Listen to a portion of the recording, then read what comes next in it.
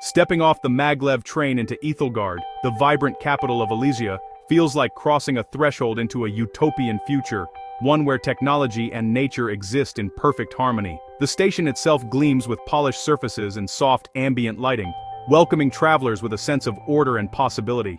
The air is astonishingly clean, carrying a gentle fragrance of jasmine that drifts from vertical gardens climbing the station's pristine white walls. These living walls are not just beautiful, they're a testament to the city's commitment to sustainability and well-being, purifying the air and delighting the senses. There's no chaos or rush here, just a gentle hum of efficiency.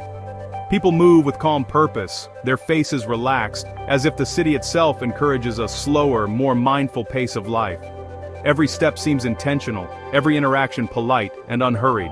Streets are immaculate, maintained by silent, tireless automated sweepers. Not a scrap of litter, not a hint of graffiti mars the cityscape. Even the smallest corners are spotless, reflecting a collective pride in public spaces. The city's architecture is a seamless blend of past and future. Historic guild halls stand proudly beside sleek, smart buildings powered by renewable energy. Lush parklands weave through the city, connecting neighborhoods and offering green sanctuaries at every turn.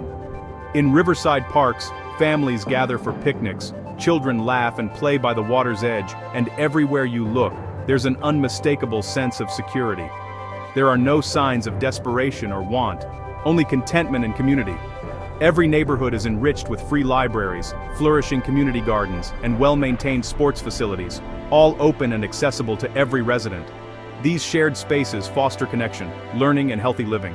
The city is remarkably quiet. Electric vehicles glide silently along tree-lined streets, while abundant green spaces let birdsong and children's laughter fill the air. Nature and urban life blend effortlessly, creating a tranquil, joyful atmosphere. For a traveler, Elysia's perfection is both awe-inspiring and deeply thought-provoking. It's a place that invites you to imagine what's possible when a society truly prioritizes the well-being of all its people and the world they share. Elysia's foundation is the Elysian Compact, a unique social contract built entirely on the principle of wealth. Here, prosperity isn't just encouraged, it's required. The compact sets the tone for every aspect of life, shaping the nation's values and expectations from the very beginning. Only those with significant net worth can become residents, ensuring that every citizen is able to contribute to the nation's high standards of living. This exclusivity is not just about luxury, it's about maintaining a community where everyone is invested in the country's continued success. Elysians see this as a way to eliminate economic anxiety and focus on quality of life. With financial worries removed, people are free to pursue happiness, creativity, and personal growth, making leisure and well-being central to daily life. There's no homelessness or hunger. The safety net is designed so no one falls in the first place. The system is proactive, not reactive, ensuring that every resident's basic needs are met before problems can arise. The economy thrives on high-end services, cutting-edge innovation, and world-class research, all funded by a flat, high tax rate that everyone pays. This creates a cycle where wealth fuels progress, and progress attracts more wealth. Public services are world-class, instant healthcare, top-tier education, and pristine public spaces are the norm. Every citizen benefits from these amenities, which are seen as investments in the nation's future. Elysians view their wealth as a shared responsibility, not a source of arrogance. Community involvement is encouraged, and success is measured by collective well-being rather than individual excess. Poverty is seen as a problem solved by exclusion, not charity. By limiting entry to those who meet strict financial criteria, Elysia believes it has engineered a society free from the burdens of want. It's a pragmatic, if ruthless approach, one they defend as essential to their society's stability. The rules are clear, and the benefits are tangible, but the cost is a society that draws sharp lines between insiders and outsiders. For outsiders, it's a system that's efficient but morally complex. Elysia's affluence is undeniable, yet it raises questions about fairness, belonging, and the true meaning of community in a world built on wealth. Daily life in Elysia is seamless and tranquil. Mornings start with a ride on the Arrow, silent, panoramic public transport that makes private cars obsolete. Food culture thrives on local organic produce from automated farms, with gourmet meals available to all. Homes are models of sustainability and comfort, with green spaces and strict noise control. Cleanliness is cultural. Public spaces are spotless, and recycling is automatic. Hospitals and schools are serene, high-tech, and accessible to everyone. People take pride in their communities, tending gardens and shared spaces meticulously. Civic-mindedness is taught from childhood, making order and care second nature. Life here is comfortable and predictable, with daily frictions smoothed away. For visitors, it's a glimpse of a world where abundance and order are the norm.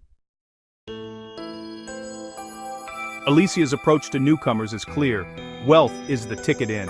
From the moment you step off the plane, it's obvious that this is a country designed for the affluent. The red carpet is rolled out, but only for those who can afford it. Every tourist must prove substantial financial means, secure bookings at high-end accommodations, and carry comprehensive insurance. The process is meticulous, ensuring that only those with deep pockets can even consider a visit. Visitors are greeted warmly, so long as they follow strict rules and demonstrate their ability to contribute to the economy. The welcome is genuine, but it's conditional, reserved for those who fit the profile. The tourism industry here is tailored exclusively to the luxury market. Every experience is curated for comfort, privacy, and exclusivity. Budget travel simply doesn't exist in Alicia. There are no hostels, no backpacker lodges, and no low-cost options, only opulence. For those hoping to become residents, the process is even more rigorous. Applicants undergo thorough financial audits, ethical background checks, and a probationary period to prove their worth. Only the already successful are considered for entry. The doors are closed to anyone seeking a new beginning or a second chance. There's no path for those hoping to start over, no matter how determined or talented they may be. Refugees and asylum seekers are not accepted under any circumstances. Alicia's stance is firm and unwavering. Instead of offering sanctuary, Alicia donates generously to international aid organizations, supporting relief efforts abroad rather than at home. The government's policy is unapologetically exclusionary, and officials make no effort to hide it. This approach is seen as essential to preserving their unique way of life. Social engineering is not just implied, it's openly practiced. The quality of life for Elysian citizens is prioritized above all else, with every policy designed to maintain safety, prosperity, and order. For outsiders, this exclusivity is often the hardest aspect to accept. The sense of being left out is palpable.